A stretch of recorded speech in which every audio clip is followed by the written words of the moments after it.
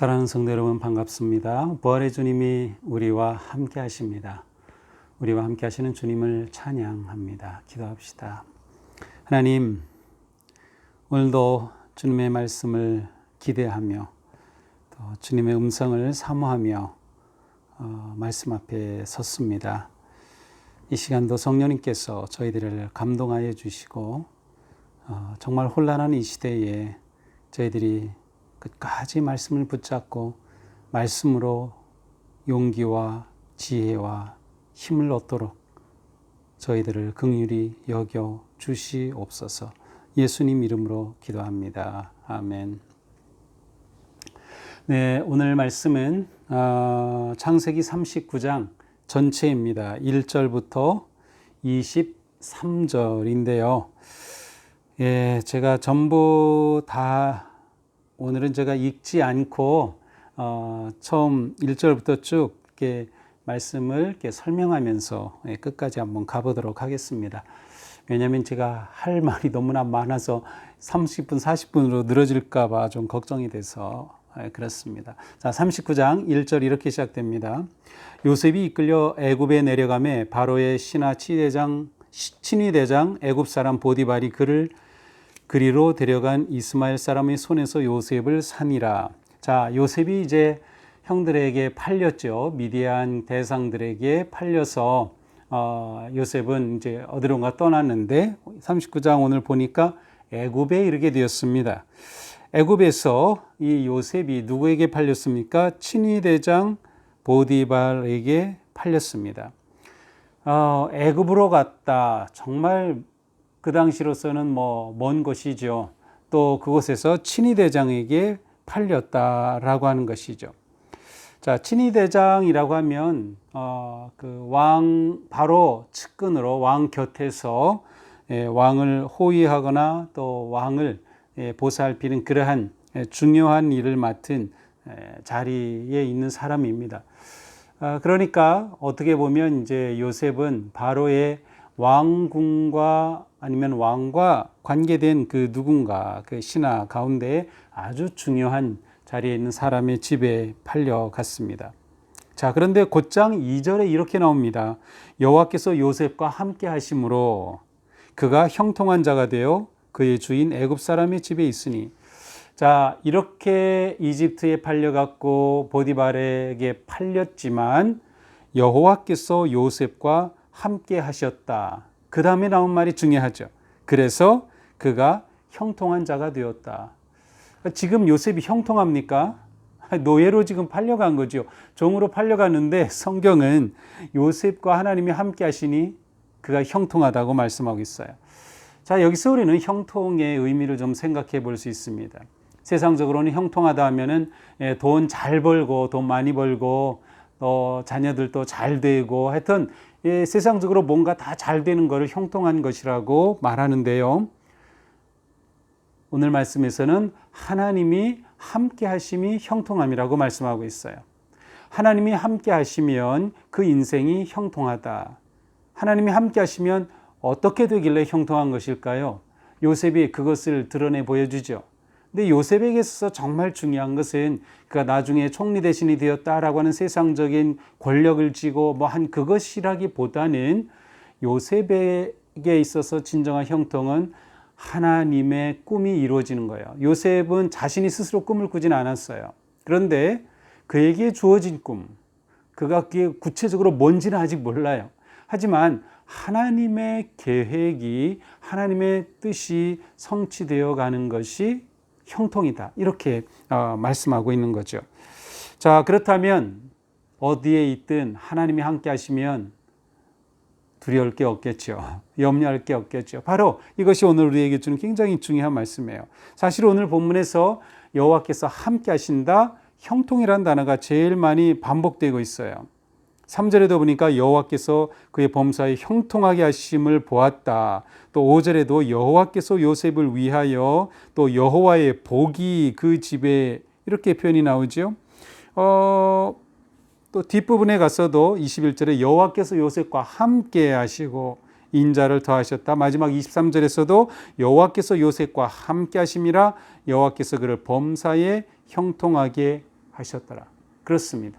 자, 우리가 요셉의 이야기를 이제 막 시작한 상황이죠. 계속 요셉의 이야기를 볼 텐데 우리가 놓치지 말아야 될 것은 형통한 인생이라고 하는 초점으로 보는 겁니다. 어떠한 인생이 형통한 인생일까? 어떻게 사는 것이 형통한 길을 사는 것일까? 오늘 본문을 통해 그 중요한 메시지가 하나씩 드러나게 됩니다. 자, 여호와께서 함께 하시니 형통하게 됐다. 아, 여호와 하나님과 함께함. 너무도 중요한 것이죠. 자, 어떤 일이 일어납니까? 3절에 그의 주인이 여호와께서 그와 함께 하심을 보았어요. 주인이 가만 보니까 요셉이 누군가와 함께 하는 거예요. 누군가를 따르고 있어요. 누군가와 관계 가운데 있어요. 그런데 그분이 여호와라는 것을 이 주인이 아는 것이죠. 이 말은 요셉은 지금 이 이집트에 또 종으로 팔려갔지만 그곳에서 자기가 여호와 하나님을 믿는 하나님의 사람인 사실을 감추질 않았어요. 그의 기도하는 모습을 통해서 알았을까요? 요셉의 성실함을 통해서 알았을까요? 어떻게 바로의 신하 보디발의 입에서 여호와라는 그러한 말이 나올 수 있을까요? 바로 여호와 하나님이 함께 하심을 보았다. 세상이 요셉을 통해 그렇게 볼 수 있었다. 요셉은 여호와 하나님의 사람임을 감추지 않았던 것이죠. 이 말은 끊임없이 그는 여호와 하나님을 생각하고 자신이 누구인지를 잊지 않았던 것이죠. 그래서 그는 범사에 형통하게 했습니다. 가만 주인이 보니까 요셉이 하면은 일이 달라요. 뭔가 다르죠. 결국 4절에 보니까 이 요셉을 가정 총무로 매니저로 삼았습니다. 그래서 이제 모든 것을 다 맡기죠. 이렇게 말하죠. 요셉을 위하여 애굽 사람이 집에 복을 내리심으로 여호와의 복이 그의 집과 밭에는 모든 소유에 미친지라. 그러니까 이 보디발이 그에게 요셉에게 모든 것을 다 맡겨요. 그렇게 되니까 요셉을 통해서 그 집이 너무 잘 되는 거예요. 여호와의 복이 그 집과 밭과 모든 소유에 미친지라. 결국 어떻게 되는 것이에요? 요셉은 그곳에서 하나님의 주시는 은혜로 복을 주는 자가 되는 거예요. 종으로 팔려갔고 노예로 팔렸는데 그 자리에서 그는 복을 주는 사람이 된 거죠. 진정한 요셉의 존재감, 신분이 정말로 멋지게 드러나는 거죠. 주인은 요셉에게 모든 것을 맡겼습니다. 6절에 보니까 자기가 먹는 음식 외에는 다 맡겼다 이렇게 표현하고 있어요. 그러니까 그만큼 요셉을 신뢰한 거죠. 자, 그런데 문제는 뭐예요? 그 보디발의 아내였습니다. 이 보디발의 아내가 요셉을 보니까 너무 잘생기고 요셉의 나이가 이때 대략 정확히는 알 수 없지만 27, 28 그 정도라고 보고 있어요. 처음 우리가 요셉 이야기가 등장할 때 17세라고 했죠. 그런데 그가 요셉이 팔릴 때가 17세인지는 알 수 없어요. 아마 그 후에 일어난 사건들 간략하게 나오는 것을 보면 그 후에 한 18세, 19세 뭐 그 정도 되지 않았을까요? 이때가 28세 정도로 추정하는 것은 이제 나중에 오늘 본문에서 보면 감옥에 들어가지만 감옥에 들어가서 자기가 누군지를 밝히고 그곳에서 자기를 구해주겠다고 하였던 그 사람이 깜빡 잊어버려요. 2년이 더 흐른 후에 감옥에서 나오거든요. 그리고 30세에 총리가 되거든요. 그래서 그렇게 계산해 보면 지금 이 요셉의 나이가 대략 뭐 27세, 8세 그쯤입니다. 잘생기고 멋진 이 요셉을 보면서 이 주인의 아내가 계속 유혹하는 겁니다. 얼마나 유혹하는지 매일 유혹을 합니다. 매일 유혹을 해요. 그런데 요셉의 태도는 이것입니다. 내가 어찌 큰 악을 행하여 하나님께 죄를 짓겠습니까? 내가 어찌 하나님께 죄를 짓겠습니까? 지금 요셉은 먼 나라 이집트에 팔려왔지만 그곳에서 계속 자기가 누군가를 알고 있는 거죠. 기억하는 거예요. 나는 하나님의 사람이다. 나는 하나님 앞에 있다. 하나님은 나를 보고 계시다는 것을 잊지 않습니다. 그래서 요셉이 이 여인을 피하죠. 동침하자 하니까 함께 있지도 않아요. 그 여인이 있는 곳은 가지도 않아요. 그런데 어떻게 된 일인지 어느 날, 이 여인이 너무나도 적극적으로 달려와서 요셉의 옷을 붙잡고 간청합니다. 유혹을 하는 거죠. 아마 이날은 이 여인이 작정한 것 같아요. 아마도 일하는 사람들을 다 무슨 일인지 그 현장에 있지 않도록 다 내보내고, 그리고 요셉만 딱 남게 된 그 상황을 만든 거죠. 그리고 요셉에게 그렇게 적극적으로 다가섰습니다. 자, 이렇게 되니까 요셉이 깜짝 놀라가지고 어떻게 합니까? 그 여인의 손에 자기 옷을 버려두고 도망하였어요. 그 당시에 옷은 지금 우리처럼 이렇게 단추를 잠그고 그게 아니라 크게 두르고 허리를 띠는 것이기 때문에 그냥 옷 벗겨지면 그냥 다 그대로 벗기고 떠나가 도망가는 셈이죠. 자, 이렇게 되니까 이 여인이, 이 여자 보디발의 아내가 굉장히, 이 여자도 머리가 빨리 돌아가는 거죠. 그 순간 크게 소리를 지르는 거예요. 이것 봐라, 히브리 놈, 종으로 데려오더니 이놈이 나를 겁탈하려고, 나를 성폭행하려고 해서 내가 소리 지르니까 이놈이 옷을 버려두고 도망갔다라고 말하는 거예요. 물증이 생긴 거죠. 어떡합니까? 꼼짝 못하죠. 결국 19절에 보니까 그의 주인이 자기 아내가 자기에게 이르기를 당신의 종이 내게 이같이 행하였다 하는 말을 듣고 심히 노한지라. 이 보디발이 심히 노했어요. 보디발은 정말 요셉을 믿었거든요. 그래서 어떻게 됩니까? 20절, 요셉의 주인이 그를 잡아 옥에 가두니 그 옥은 왕의 죄수를 가두는 곳이었더라. 요셉이 왕의 감옥에 갇히게 됩니다. 자, 그런데 여기서 우리가 좀 생각할 것은, 이 당시에 이렇게 노예가, 종이 주인의 아내와 아내를 성폭행했다. 그 경우에는 한 기록에 보면 그 태장을 1000대를 치는 그러한 법이 있었다는 기록도 나올 정도예요. 그러니까 다시 말하면 그냥 죽인다는 거죠. 그런데 어떻게 요셉을 살려두어서 그것도 왕의 죄수를 가두는 최고급 감옥에 넣게 된 것일까요? 아마 여기에는 보디발이 볼 때 물증은 있으나 심증으로는 요셉이 그럴 아이가 아니야 라고 하는 심증이 있지 않았을까요? 좀 그렇게 그냥 생각해 볼 수 있습니다. 자, 이렇게 옥에 던져진 요셉이지만 21절에 보니까 여호와께서 요셉과 함께 하시고 그에게 인자를 더하사 간수장에게 은혜를 베풀어. 자, 감옥에 갔는데도 하나님이 거기에도 함께 하셨네요. 이 그림이 너무도 중요한 겁니다. 요셉은 지금 가는 그곳에 하나님이 지금 계속 함께 계셔요. 요셉과 하나님이 함께 하시니까 하나님께서 인자를, 은혜를 베푸셔서 간수장이 보니까 요셉이 괜찮은 사람이거든요. 그러니까 오히려 그 감옥에서 그 모든 일을 다 또 맡겨요. 일을 그렇게 잘한 거죠. 그러면서 간수장은 요셉에게 모든 것을 다 맡기고, 그리고 자기는 그냥 가만히 앉아 있는 거죠. 마지막 23절, 이는 여호와께서 요셉과 함께 하심이라. 또 나오네요. 요셉과 함께 하심이라 여호와께서 그를 범사에 형통하게 하셨더라. 자, 오늘 말씀은 너무도 중요한 말씀입니다. 자, 일단 우리의 삶에서 가장 중요한 초점은 형통한 삶이다. 형통한 삶을 다른 말로 표현하면 하나님의 뜻이라고 할 수 있고요. 하나님의 뜻을 이루어가는 것을 하나님의 섭리라고 할 수 있고, 우리는 그것을 비전이라고 말할 수 있습니다. 그러니까 요셉 하면 꿈, 비전을 말하죠. 그런데 그것은 다름이 아니라 형통한 인생이 되는 것. 그 형통한 인생의 핵심은 하나님의 선하신 뜻이 이루어지는 것입니다.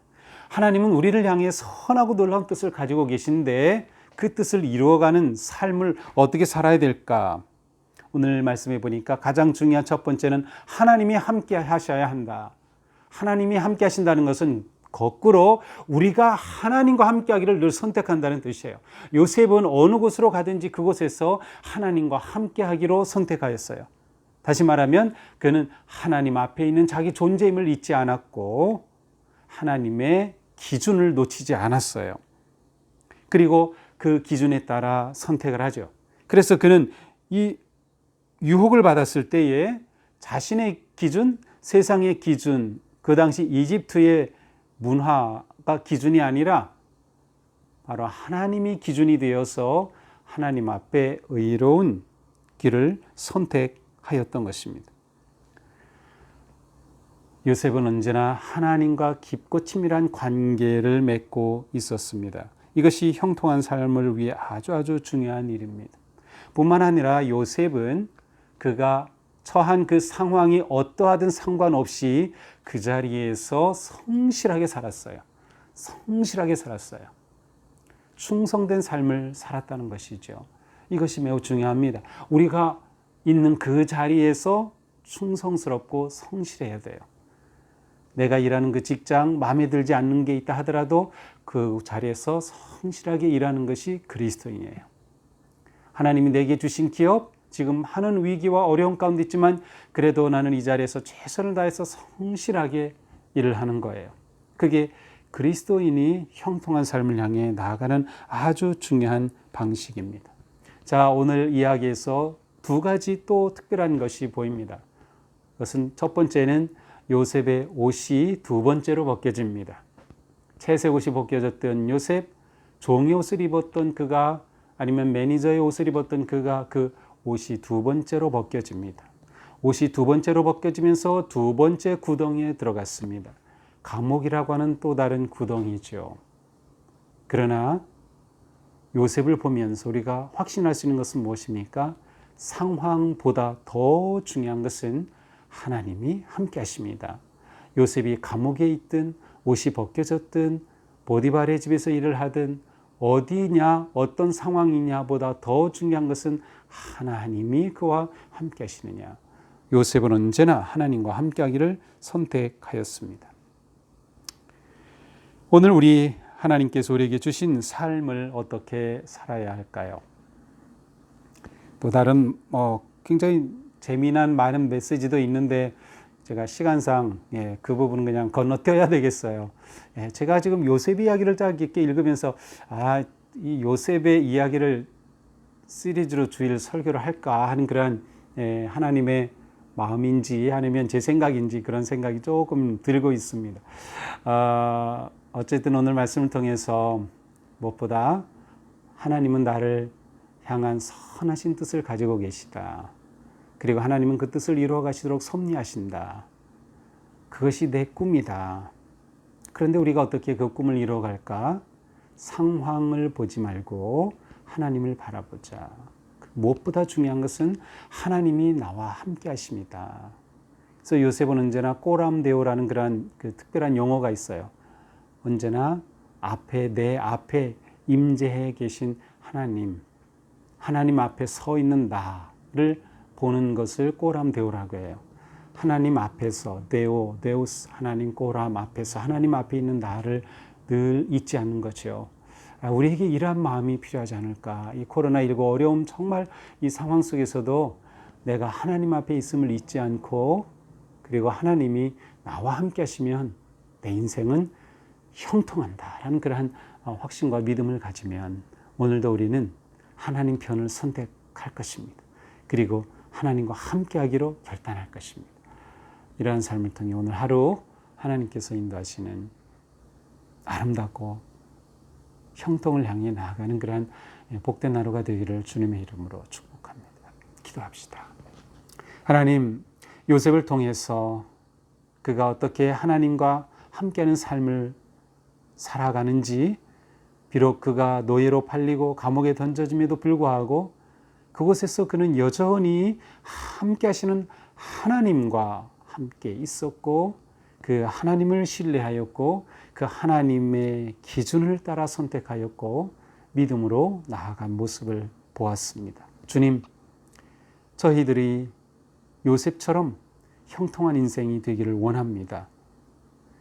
하나님이 주신 꿈이 있기에 우리는 고난을 받을 수밖에 없고 하나님이 저희들을 향해 선하신 뜻을 가지고 계시기에 그 꿈을 이루기 위해서 때때로 우리는 어려움과 역경과 시련과 때로는 유혹을 만나기도 하지만 이 모든 상황에서 저희들이 바르게 선택하고 결단하며 함께 하시는 하나님을 끝까지 신뢰하고 의지할 수 있도록 저희들을 도우시고 인도하여 주시옵소서.